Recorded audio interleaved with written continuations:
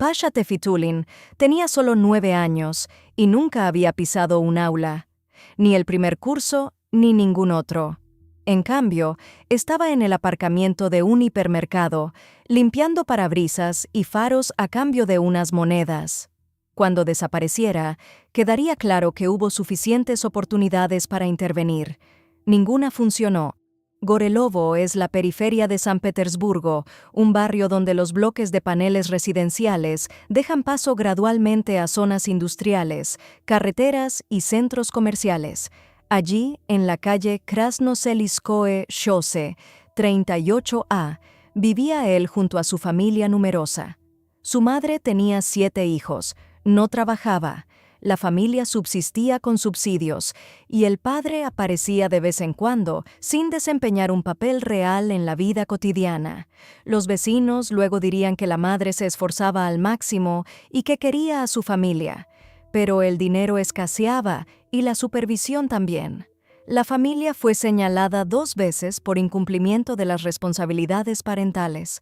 No por maltrato ni por hambre, sino más bien por la ausencia de orden y atención que, físicamente, era imposible repartir entre 7 hijos. Con la escuela, a Pasha las cosas no le salieron bien desde el principio. La abuela diría después a los periodistas que simplemente no estaba preparado, confundía los zapatos de pie, no podía asimilar cosas básicas. Y la defensora de los derechos lo explicaría de forma más sencilla. Los padres no presentaron la solicitud de matrícula. Así fue como, con 9 años, no había completado ni un solo curso. En lugar de la escuela, en su vida apareció el aparcamiento de la autopista Tallinn frente al hipermercado Lenta. Pasha se acercaba a los coches y ofrecía limpiar faros y cristales. A cambio le daban unas monedas, a veces 50 rublos, a veces 100.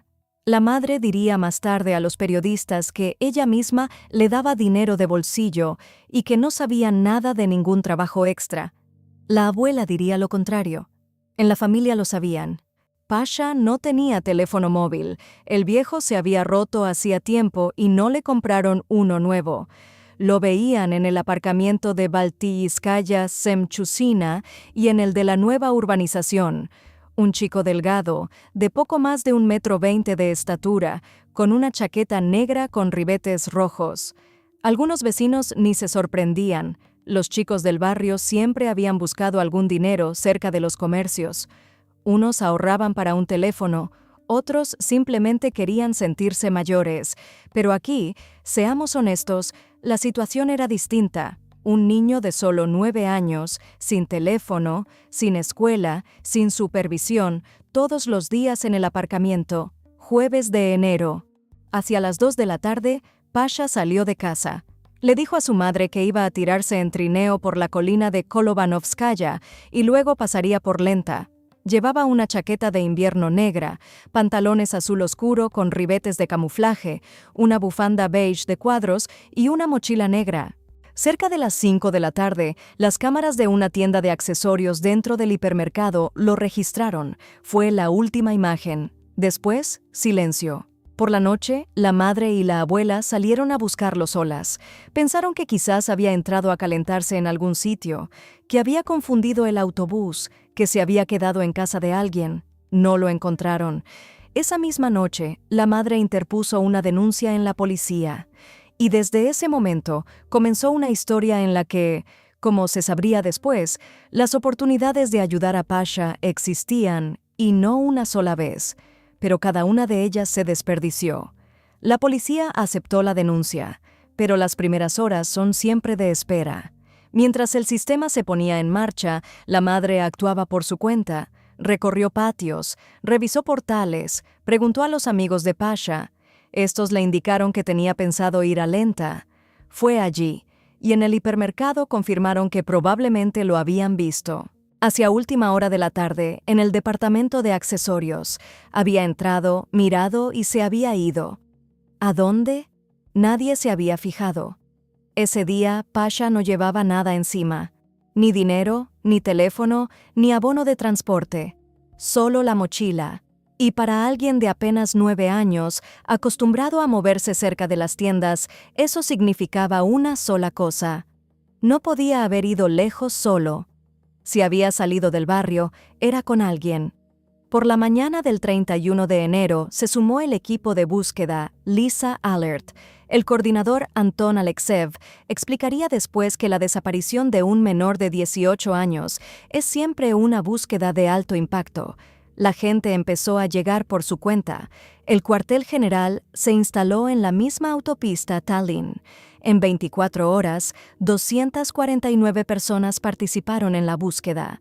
Se desplegó un dron 2 veces. Los vecinos se implicaron sin que nadie se lo pidiera.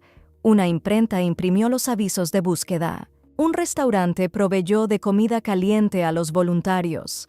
Al anochecer quedó claro que el rastreo masivo no había dado resultados. La búsqueda se redujo y solo continuaron los equipos experimentados y los investigadores. Cuando comenzaron a revisar las grabaciones de las cámaras alrededor de Lenta, en una de ellas encontraron algo concreto. Las cámaras funcionaban las 24 horas. La investigación no tardó en dar con lo que buscaba. Pasha sale del hipermercado, cruza el aparcamiento en dirección a una cadena de comida rápida, se detiene junto a un todoterreno blanco Toyota Fortuner. Una breve conversación con el conductor y, a continuación, Pasha sube al asiento delantero por su propia voluntad, con calma, sin ningún tipo de resistencia. Al inicio de las 5 de la tarde, el vehículo arranca. La ruta fue reconstruida gracias a las cámaras. El Toyota sale a la autopista Tallinn, gira hacia Aninskoe. La última detección fue cerca de la aldea de Jalgelevo, 18 kilómetros desde el hipermercado hasta ese punto, algo más de 20 minutos de trayecto. Alrededor de las 4:45, el vehículo llegó al lugar. Después de ese momento, ni el Toyota ni Pasha volvieron a aparecer ante ninguna cámara. Y aquí la historia cambia radicalmente. Mientras el rastreo de patios y parques continuaba, todo se mantenía dentro de los márgenes de una desaparición ordinaria. Ahora estaba claro, se había ido con alguien y no había regresado. La búsqueda masiva con voluntarios se redujo. En el terreno quedaron solo grupos experimentados de Lisa Alert y los agentes operativos. La zona de búsqueda se desplazó a lo largo de la ruta del Toyota. Y quedaba la pregunta principal. Pasha había subido al coche por su propia voluntad. Así se sube al coche de alguien que conoces, o de alguien que ya te ha prometido algo. El Toyota Fortuner estaba aparcado frente a una vivienda privada en Jalgelevo, sin esconder, sin meterlo en un garaje, simplemente aparcado en la entrada. La policía lo localizó rápidamente. Las cámaras a lo largo de la autopista Aninskoe completaron el trayecto. El vehículo estaba registrado a nombre de Piotr Shilkin, de 38 años, empresario autónomo del sector de la construcción, originario de la región de Novaya Drushka, en el área de Lugansk. En algún momento vivió en la región de Rostov y luego se trasladó a la región de Leningrado. En Jalgelevo se había establecido en una vivienda privada y vivía solo con 2 perros. Según el medio Bumaga, Shilkin tenía una hija de una edad similar a la de Pasha y estaba divorciado de su exesposa. Cuando los periodistas intentaron ponerse en contacto con ella, la mujer escuchó el nombre de Piotr y colgó. El 31 de enero, los investigadores acudieron a hacer un registro. La casa estaba vacía, Shilkin no estaba. Pero las cámaras del exterior de la vivienda habían capturado algo relevante. La tarde del día 30, el mismo día en que Pasha desapareció, un Renault Logan se detuvo frente a la casa. Una mujer bajó del vehículo acompañada de alguien, pasó la noche allí y por la mañana se marchó en taxi. Shilkin, según lo que la investigación registraría más tarde en los documentos de la solicitud de detención, había lavado el coche, destruido las grabaciones de las cámaras de su propia vivienda y eliminado archivos de sus dispositivos electrónicos. Después cambió de vehículo y se marchó, dejando la entrada abierta. El rastro apuntaba hacia el suroeste, en dirección a la región de Pskov, y según una de las hipótesis, el destino final no era Pskov, sino los países bálticos. La frontera quedaba a pocas horas en coche. En Pskov tenía conocidos. Silkin llegó al umbral y dijo de inmediato que lo estaban buscando, pero que era inocente. Ni una palabra sobre Pasha. Sus conocidos no se pusieron a investigar. Le compraron una tarjeta SIM nueva. Silkin comenzó a beber. Probablemente intentaba olvidar, pero no lo consiguió. El 2 de febrero la policía dio con él. Los operativos rastrearon la dirección del desplazamiento a través de las cámaras. Silkin fue localizado en Peace Cove. Al momento de la detención, intentó huir en coche y se inició una persecución. Los operativos se vieron obligados a usar la fuerza. En el primer interrogatorio guardó silencio. Ni una palabra sobre Pasha, ni sobre lo ocurrido en el vehículo, ni sobre Yalgelevo. La investigación conocía la ruta, el coche, el hecho de que Pasha había subido por su propia voluntad. Pero lo más importante, ¿dónde estaba Pasha y qué le había sucedido? Era algo que Silkin no quería revelar. Y pocas horas después, finalmente habló. Lo que dijo no aclaraba el panorama. Al contrario, generó más preguntas. En el interrogatorio, Silkin primero guardó silencio, luego tomó la palabra y dijo: «Yo mismo pensaba presentarme. Simplemente llegasteis antes que yo». Los investigadores lo registraron, pero no le creyeron. Una persona que destruye grabaciones de cámaras, lava su vehículo y huye a otra región no tiene el perfil de alguien que planea entregarse. Después reconoció su culpa, completamente. Su abogado no puso objeciones. Expuso su versión con calma y de forma coherente, como alguien que había pensado de antemano qué iba a decir. Según sus palabras, había conocido a Pasha en el aparcamiento de Lenta. Se conocían. Pasha le había limpiado el coche en varias ocasiones a cambio de dinero. Ese día lo invitó al Toyota y a continuación, según la versión de Silkin, se produjo un conflicto entre ellos. Pasha supuestamente le exigió 500,000 rublos a cambio de su silencio, 500,000 de parte de un niño de 9 años. Silkin declaró que se enfureció y golpeó a Pasha en la cabeza con el puño. El chico comenzó a vomitar. Tras varios golpes más, Pasha dejó de moverse. Según las conclusiones de la investigación, el desenlace fatal se produjo dentro del propio vehículo. Silkin indicó el lugar: un estanque en la zona de la cascada Nizhny Shengersky, cerca de la aldea de Bolshoye Saborodye. Manantiales que no se congelan. Ató a Pasha a tubos de hierro colado y lo introdujo en el agua. La investigación acudió allí esa misma tarde, pero decidió no buscar en la oscuridad y esperó hasta el amanecer. Un conflicto por un chantaje, un golpe impulsivo, pánico. El esquema clásico: un prisionero de las circunstancias, no alguien que lo planeó. Pero quedaba una pregunta: ¿silencio sobre qué? ¿Qué podía saber exactamente un niño? ¿Con qué podía amenazar a un hombre adulto hasta el punto de que éste decidiera actuar de esa manera? A esa pregunta, Silkin respondió de forma evasiva, y la investigación también lo registró. Decidieron esperar hasta la mañana. Los voluntarios, no. El equipo de búsqueda Pogdem Naidem partió hacia el lugar indicado durante la noche. El arroyo Simonovsky, la zona de la cascada Nizhny Shengersky, cerca de la aldea de Bolshoye Saborodye. Fuera, una temperatura bajo cero considerable. El arroyo estaba parcialmente helado, pero no por completo. Los manantiales mantenían algunas zonas del agua sin congelar. Los voluntarios examinaban la orilla con linternas. Sobre la superficie del hielo notaron un abultamiento, algo incrustado en el hielo, irregular, antinatural para el relieve. Rompieron la capa con un hacha. Primero apareció una mochila helada, negra, después la ropa, una bufanda beige de cuadros.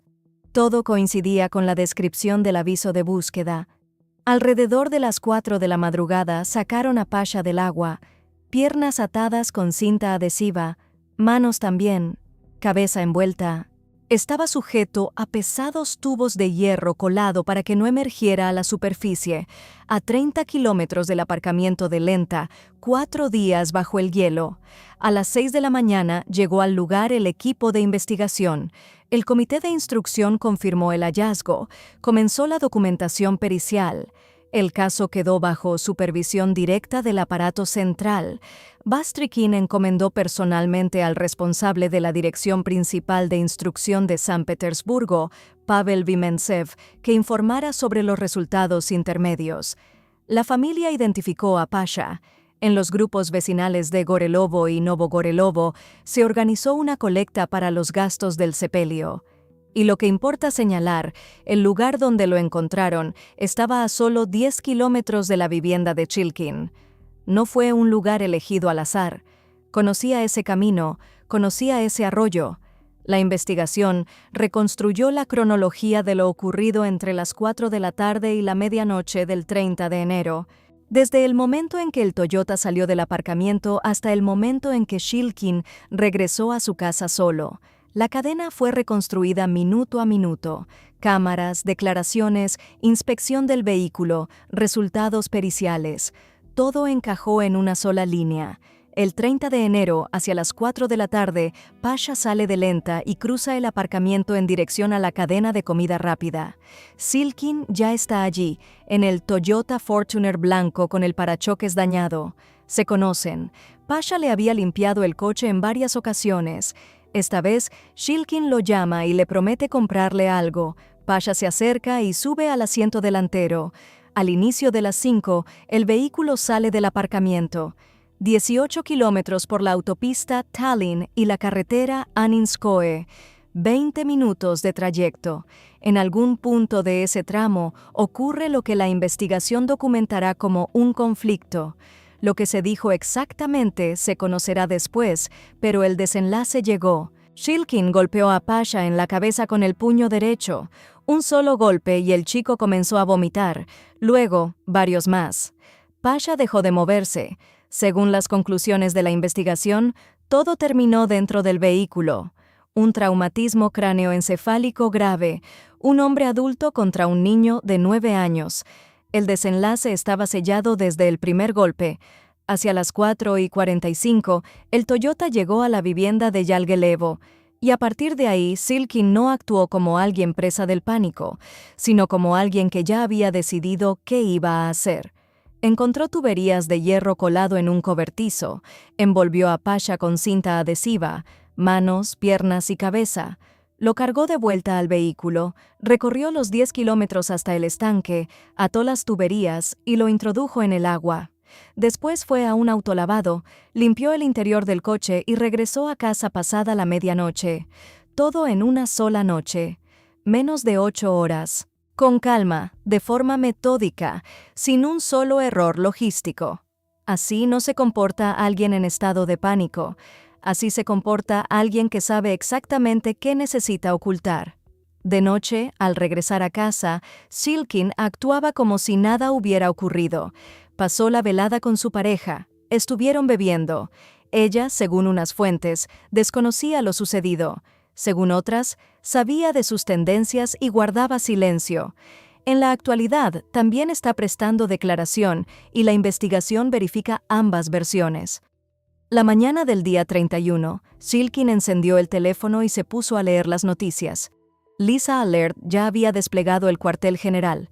Los avisos con la fotografía de Pasha se habían difundido por las redes sociales. Los reenvíos se multiplicaban y él estaba sentado siguiendo todo aquello hora tras hora. Cada actualización, cada publicación. Observaba cómo más de 200 personas buscaban a alguien a quien él ya había hundido en el agua. Cuando la magnitud se hizo evidente y la policía conectó las cámaras, el caso fue recalificado. Shilkin entró en pánico, contactó con su pareja y comenzó a suplicarle: «Di que estaba contigo, que no me fui a ningún sitio». Ella se negó, y entonces comprendió que no habría coartada. Las cámaras de su casa ya las había borrado, los archivos los había eliminado, el coche lo había lavado. Pero no era suficiente, porque el Toyota ya había quedado registrado en las cámaras a lo largo de la autopista, y él lo sabía. Solo le quedaba una opción: huir. Cambió de vehículo y partió en dirección a Pskov. Y en el interrogatorio diría después: «Yo mismo pensaba presentarme, simplemente llegasteis antes». Y aquí, si se mira con atención, se hace visible algo importante. Todo lo que Shilkin hizo después de aquella tarde Borrar grabaciones, lavar el coche, no estaba orientado a ocultar el golpe. El golpe es un segundo. Lo que ocultaba era todo lo demás, lo que había antes del golpe, aquello por lo que había invitado a Pasha al vehículo en primer lugar. Sobre el papel, Piotr Shilkin tenía el aspecto de alguien que se había establecido en la vida. Empresario autónomo del sector de la construcción, trabajaba como capataz de obra. Según los periodistas, pedía préstamos con frecuencia en entidades de microfinanciación, pero al mismo tiempo era propietario no solo de la vivienda de Yalgelevo. Tenía también 2 parcelas, terreno en zona industrial y varios vehículos. Educación secundaria incompleta, algo que él mismo confirmaría en el juicio. Sus compañeros de obra no tenían nada especial que decir sobre él. Uno de sus excompañeros comentó que parecía un tipo normal, que salía a tomar algo con alguien en el sauna, nada que llamara la atención. Pero había otro lado. Shilkin había tenido varios antecedentes penales. Robo de un portátil, sustracción de una motocicleta en la ciudad de Shajdi junto a un cómplice, agresión a un agente de policía. 3 condenas y ninguna de ellas lo llevó a un aislamiento significativo. Permaneció en libertad, siguió trabajando, se trasladó de región en región. En las redes sociales hay otro nivel. En las páginas de Shilkin se encontraron reposts de grupos de la derecha radical. Comentaba un canal llamado Ruski Nationalist. Llamaba a no guardar silencio y a organizarse. En su foto de perfil de Telegram había un cuadrado de Svarog, símbolo pagano eslavo antiguo. Para el momento de su detención, la mayoría de los mensajes habían sido eliminados y su página de VKontakte había sido borrada por completo. Y lo importante es lo siguiente: las condenas, la agresividad, las aficiones de carácter radical, todo eso coexistía en paralelo con la imagen exterior de un hombre normal. Para el sistema, era una persona sin ninguna marca que lo pusiera bajo una vigilancia más estrecha, y sin embargo, Shilkin vivía a 10 minutos en coche del aparcamiento. Yalgelevo es una aldea pequeña donde todos se conocen. A Shilkin también lo conocían, pero se mantenían a distancia. La vecina Valeria contaba a los periodistas que no se relacionaba con nadie, que no saludaba, sacaba al perro sin bozal ni correa. Cuando alguien le hacía alguna observación, reaccionaba con agresividad. Nunca se le veía con familia ni amigos, pero todo eso son molestias cotidianas. Lo que salió a la luz después era de una magnitud completamente diferente. En 2024, en un estanque cercano a Yalgelevo, unos pescadores encontraron a un vecino llamado Valentín. Estaba atado a una cuerda con una pesa. En la espalda llevaba una mochila con llaves. Los investigadores verificaron las circunstancias y, al no encontrar indicios de carácter criminal, cerraron el caso. Los vecinos no lo creyeron. En el pueblo conocían a Valentín como una persona abierta y bondadosa que visitaba a todo el mundo y ayudaba a los demás. La versión de que él mismo se había atado la pesa y se había lanzado al agua no le cuadraba a nadie. Entonces los habitantes acudieron a Shilkin. En su vivienda había cámaras que podían haber captado algo aquel día. Le pidieron que mostrara las grabaciones. Shilkin se negó. Sin explicaciones, simplemente no. Aquello pareció extraño. Pero nadie fue más allá. El caso estaba cerrado y no había motivo legal para exigir las grabaciones. Y entonces apareció el caso de Pasha. Cuando se conocieron los detalles, el agua, los tubos, la cinta adhesiva, la misma zona. Los vecinos conectaron de inmediato los 2 hechos, el mismo estanque, el mismo método, el mismo hombre en el entorno y la misma negativa a mostrar las cámaras. Valeria lo diría sin rodeos. Es el lago donde buscan a Pasha. Allí estaba otro, hace un año, y el modo de actuar es muy parecido. La investigación ahora verifica la posible implicación de Shilkin en ese episodio. Por el momento no hay pruebas confirmadas, pero hay demasiadas coincidencias como para ignorarlas. Los padres de Pasha no estaban casados, y no porque no hubiera funcionado, sino de manera deliberada. Según los periodistas, la ausencia de matrimonio oficial les permitía recibir mayores ayudas sociales. En la casilla del padre, en los documentos de los 7 hijos, figuraba una raya. Formalmente, la madre era considerada madre soltera. En la práctica, el padre vivía cerca. Venía de Moldavia, trabajaba como obrero eventual cuando trabajaba. Ninguno de los dos progenitores tenía empleo oficial. La familia vivía de subsidios. 7 hijos no es solo una cifra. Es la escasez permanente de todo: espacio, comida, atención, tiempo. En familias así, los mayores maduran antes y los pequeños crecen solos. Pasha se quedó atrás antes que los demás, pero no fue el único. A una de sus hermanas la inscribieron en primer curso ese año escolar después de no haber estado escolarizada en ningún sitio. A causa de la tardanza, tuvo que repetir. Los demás también faltaban con frecuencia, a veces semanas enteras, a veces meses. En algún momento lo detectaron.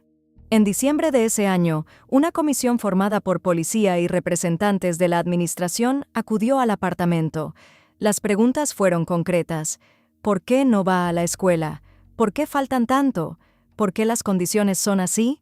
Tras la inspección, la familia fue inscrita en el registro de familias en situación de riesgo. Diciembre. Un mes antes de que Pasha saliera de casa y no regresara. La comisión llegó, vio todo, lo documentó, marcó la casilla y se fue. Ninguna medida urgente, ningún seguimiento, ningún control sobre dónde pasaba el tiempo un niño de 9 años que no iba a la escuela y estaba solo en el aparcamiento todos los días. El registro es un papel, y un papel no protegió a Pasha. Pero el registro fue solo en diciembre del 25. Una única inspección, una única casilla marcada, ningún seguimiento. El jurista Iván Soloviov diría más tarde: el estilo de vida de esa familia y la supervisión parental sobre Pasha serán objeto de análisis por parte de la investigación, pero lo más inquietante es otra cosa. Según los periodistas, Shilkin paraba regularmente en el aparcamiento de Lenta y ofrecía a menores de 18 años dinero para dar una vuelta en coche. No fue algo puntual, era sistemático. Compraba café a los chicos que limpiaban los coches, intentaba entablar conversación. La mayoría percibía que algo no iba bien y se negaba. Pasha no. El criminólogo y perfilador Yevgeny Lubkov planteó una pregunta ante la que no se puede mirar a otro lado. ¿Por qué los chicos a quienes Shilkin hacía sus propuestas no acudieron a ningún adulto? Y él mismo respondió: porque en sus familias no existía un clima de confianza, porque a los 9 años no se tiene pensamiento crítico, especialmente cuando los adultos de alrededor no han enseñado qué es lo que debe generar desconfianza. Y aquí está el fallo sistémico. El aparcamiento de Lenta no es un callejón oscuro, es un lugar abierto y concurrido. Un hombre adulto se acercaba una y otra vez a chicos ajenos y les ofrecía dinero, y nadie, ni el personal de seguridad, ni los transeúntes, ni los padres, lo detuvo. Nadie llamó a la policía. Nadie hizo una sola pregunta. Y precisamente ese hecho, los acercamientos sistemáticos de Shilkin, llevó a la investigación a reexaminar su versión del chantaje desde un ángulo completamente diferente. En los documentos judiciales, la formulación es escueta, previamente conocido por el joven T. 3 palabras que cambian toda la imagen. No fue un encuentro fortuito ni un impulso. Lo vio, lo llamó, se lo llevó. Pasha y Shilkin habían tenido contacto mucho antes del 30 de enero. Según los periodistas, Pasha había limpiado en repetidas ocasiones el Toyota Fortuner de Shilkin en el aparcamiento. Shilkin pagaba, compraba comida, conversaba, ganándose la confianza del chico. Y entonces todo lo que las cámaras habían captado, como Pasha se acerca tranquilamente al coche y sube sin dudar al asiento delantero, se explica no por ingenuidad, sino por eso. Se dirigía a alguien conocido, a alguien que ya le había dado dinero varias veces, que le había comprado café, y que parecía inofensivo. Si los contactos eran regulares, Pasha tuvo tiempo de ver, notar y llegar a entender algo sobre Shilkin, algo que éste no habría querido mostrar, algo que habría valido la pena pagar por silenciar. O bien, si no pagar, silenciarlo de otra forma. Y aquí es donde la versión del chantaje deja de parecer absurda. Un niño de 9 años que pasaba tiempo con regularidad junto a ese hombre podía perfectamente haber llegado a saber algo que no estaba destinado a ojos ajenos. La pregunta ahora no es si Pasha chantajeaba a Silkin. La pregunta es, ¿por qué? 500.000 rublos es una cifra concreta. No, dame dinero, sino un ultimátum con una cantidad específica, de parte de alguien que no había terminado ni un solo curso escolar, que confundía los zapatos de pie y que no sabía sumar lo suficiente como para pasar el reconocimiento médico de ingreso a la escuela. La investigación se aferró exactamente a esto. Los operativos accedieron a la correspondencia, en la que Pasha amenazaba con revelar cierta información y exigía una compensación. Lo importante es que la formulación no correspondía a su edad y tampoco la cantidad. La propia lógica del silencio a cambio de dinero no es algo que se le ocurra a un chico que limpia faros por 50 rublos. Entonces la investigación planteó una pregunta que cambió el rumbo de esta pesquisa. ¿Llegó Pasha a esto por sí solo? ¿Podría haber construido él de manera autónoma un esquema de chantaje, nombrar una suma, formular una amenaza? ¿O alguien le dio la idea? ¿Alguien que sabía con qué exactamente se podía presionar a Silkin? ¿Alguien a quien Pasha le había contado lo que había visto o sabido? Y según los periodistas, la investigación tiene ya una hipótesis concreta sobre quién estaba detrás de esa exigencia. Y esa hipótesis resultó ser más perturbadora que el propio chantaje. Según esa versión, el panorama es el siguiente. En enero, Silkin ofreció a Pasha 5.000 rublos por servicios que no tenían ninguna relación con limpiar coches.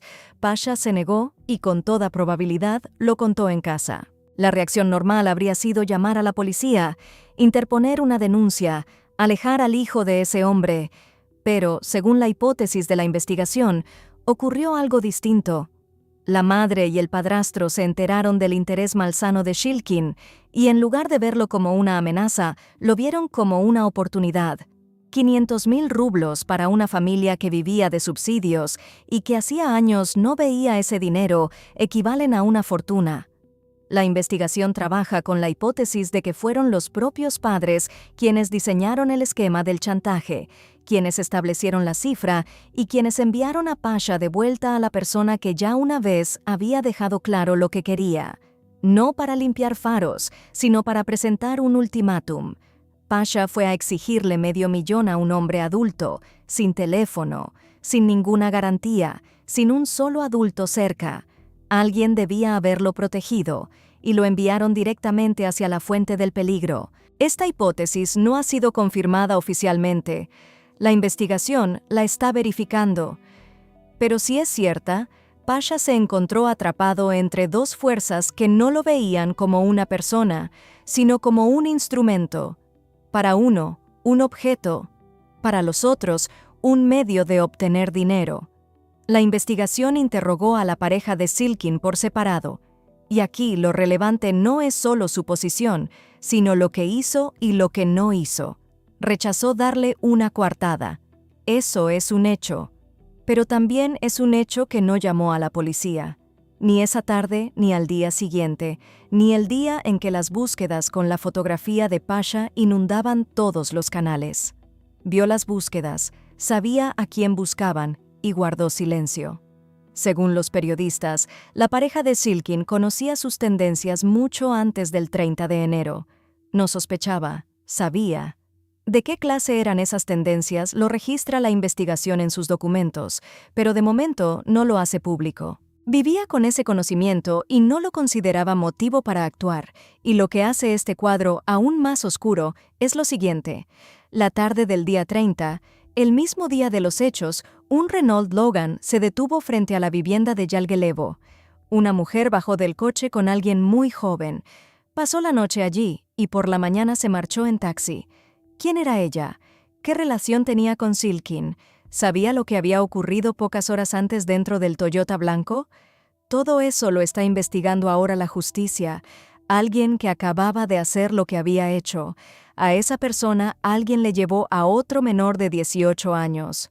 La misma noche. Y nadie lo detuvo. En torno a Silkin había un círculo de silencio. la pareja callaba. Los vecinos se mantenían a distancia. Los padres de Pasha, si la hipótesis de la investigación es correcta, no acudieron a la policía, sino que fueron a por el dinero. Cada uno sabía algo. Nadie habló a tiempo. La agencia TASS informó de que la investigación verifica la posible implicación de Shilkin en otras desapariciones de menores de 18 años en la región de Leningrado. No solo el caso de Pasha, el exjefe de la unidad especializada de la Dirección General del Ministerio del Interior de San Petersburgo reaccionó de forma contundente. A personas como estas, la prisión no las cura. Paralelamente, se está revisando el caso archivado de Valentín de Yalgelevo, el mismo vecino al que encontraron en el agua con una pesa atada en 2024 y cuya muerte se atribuyó entonces a que había puesto fin a su vida voluntariamente. Ahora, a la luz del nuevo caso, las coincidencias son demasiadas. El agua, el peso, la misma zona, el mismo hombre en el entorno, pero lo principal no es la ampliación del caso. Lo principal es cómo todos los hechos recabados en estos días convergen en un único punto. ¿Por qué Shilkin paraba regularmente en el aparcamiento de Lenta? ¿Por qué ofrecía dinero a chicos ajenos para dar una vuelta en coche? ¿Por qué Pasha le exigió $500,000? ¿Por qué los padres, si la hipótesis de la investigación es correcta, enviaron al hijo de vuelta a ese hombre en lugar de llamar a la policía? ¿Por qué la pareja guardó silencio durante años sobre sus tendencias? ¿Por qué huyó en pánico a través de 2 regiones destruyendo cada rastro digital? Y cada una de esas preguntas lleva a la misma respuesta. Cada hecho apunta hacia un único lugar.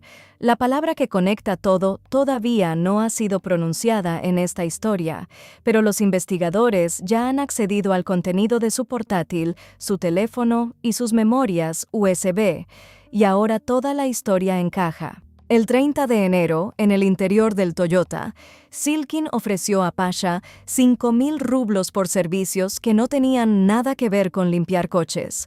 Pasha se negó y amenazó con contárselo a la policía. Exigió $500,000, probablemente siguiendo las indicaciones de quienes se lo había contado en casa. Shilkin no actuó por el dinero, sino porque Pasha podía revelarlo todo. Los archivos en el portátil, la casa en el aparcamiento, las propuestas que otros chicos también habían escuchado. Una sola palabra a la policía y su doble vida se habría derrumbado en cuestión de horas. Ahora reconstituyan esta historia desde el principio. La comida en el restaurante de comida rápida. No generosidad, sino cebo. ¿Quieres dar una vuelta por dinero? No una excentricidad, sino una casa sistemática. El lavado del coche, el borrado de cámaras, la huida hacia la frontera. No pánico, sino el reflejo de alguien que lleva mucho tiempo llevando una doble vida. A Pasha se le podía haber salvado. En cada etapa alguien podía haber intervenido. La escuela en la que nunca lo inscribieron. Madres, padres y adultos en general. Estén presentes en la vida de sus hijos, comuníquense con ellos, pregúntenles. Si alguna vez sospechan que algo no va bien, hablen, porque lo más importante es el diálogo, no el silencio. ¿Qué opinan sobre este vídeo? Déjenlo en los comentarios, denle a me gusta y suscríbanse a nuestro canal. Hasta la próxima.